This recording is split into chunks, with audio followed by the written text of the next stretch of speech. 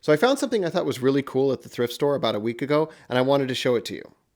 However, I got it home, tried it, and yeah, no dice. I don't like to show things on here unless they're actually in decent shape and functional. I want to be able to demo it, talk about it. That left me with a choice. I could either return said item, get my money back, and look for something else, or I could try to fix it and talk about it on YouTube. And what good is the internet if not to pontificate on subjects we know nothing about? So let's do exactly that. This odd-looking box is an Akai Model SS40. Very obvious what it does, right? No? Let's open it.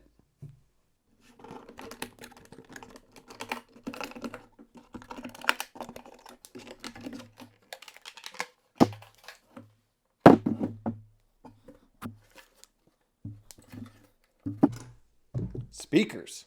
Cool. These are a pair of portable speakers from about the mid-60s that were meant to go with Akai's range of portable reel-to-reel players.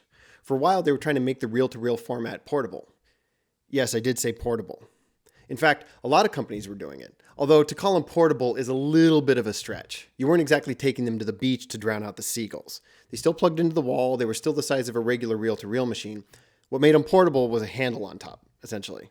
Now I'm seeing that through millennial eyes in 2023, but compared to the full-size home hi-fi units, that actually was very portable. You only had to deal with 3 total wires, including the wall plug, and that was it. So I'm not knocking it. I imagine there were times when you just needed the perfect mixtape and there was no stereo in the room, and a portable record player with a stack of 45s just wasn't going to cut it. In fact, I have a specific friend who I could absolutely see buying and using a portable reel-to-reel player in the 60s just for parties. You know who you are.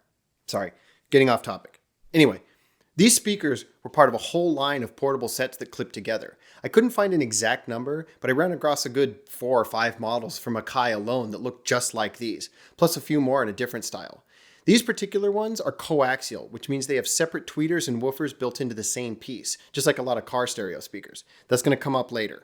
All right, now before we get into the weeds with my whole janky repair job, let's just have a look at the Akai Model SS40 up close. The single gray box is held together with these 4 clips, 2 on each side. When you unclip them, the 2 halves come apart to reveal a pair of angled speakers.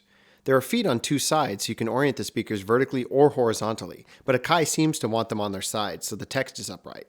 The grill cloth is silver to match the gray body and metal accents. The back of each speaker has a single 1/4-inch input next to the emblem. Cool looking, right? Unfortunately, only one speaker worked properly. I was hoping it would be an easy fix, something like a bad cap or a loose wire or even just rotten foam. Unfortunately, that wasn't the case. In fact, I'm pretty sure I wasn't the first person to open these things. When I opened them up, I was surprised to find there was only one speaker, which meant the metal grill on the front was fake. And I was a little surprised that there were hardly any electronics inside, just a fuse and a 50K resistor. The first step, of course, was to test both with the multimeter. Both were fine. So I pulled the speaker out and had a look at it. There was no foam to replace, and the cone itself looked completely intact. However, it was crunchy when I pressed on it. That's never a good sign. So I did a little more digging. I removed the grill for the tweeter and saw that it too was intact. Fortunately, it didn't have the same crunchy problem that the woofer had. Nothing was visible though, so I couldn't see what was wrong. Alright, here's where the decision had to be made.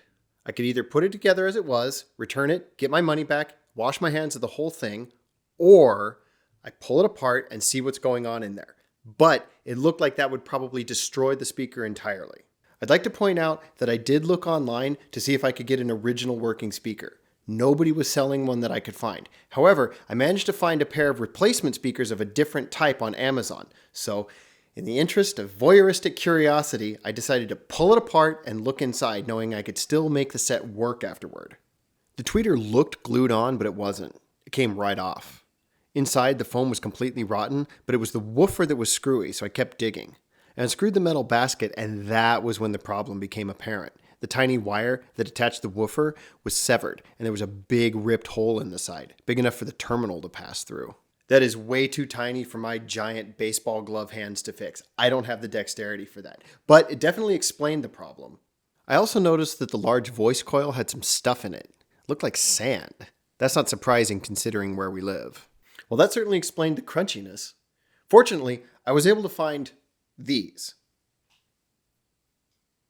You may have noticed something a little wrong here. These are not coaxial. There's only one speaker, no tweeter, so it's a downgrade.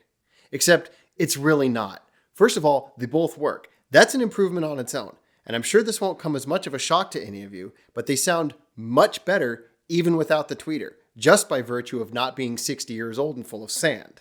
I tried to record the old and new speaker, but it didn't really come across all that well. So, of course, let's have a listen.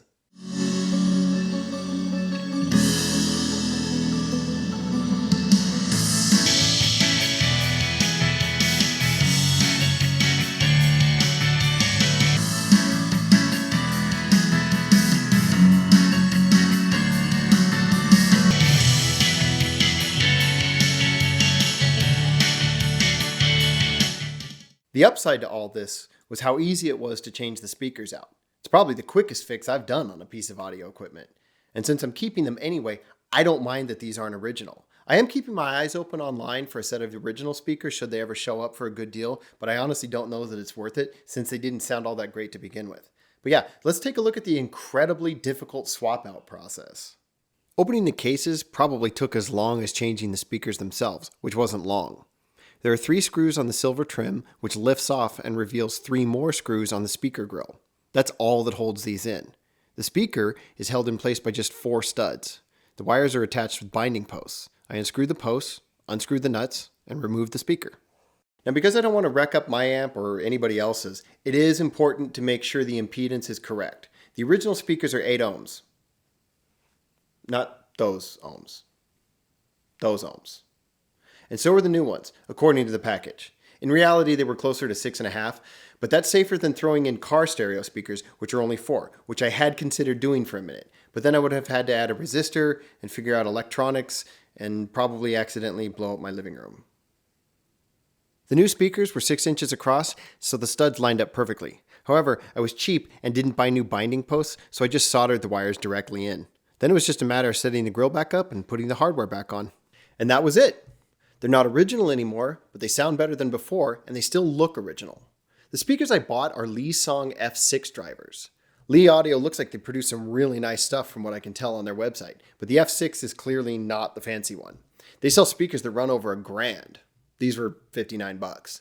But they still sound better than the old ones by a long shot. I'll put a link to their website in the description.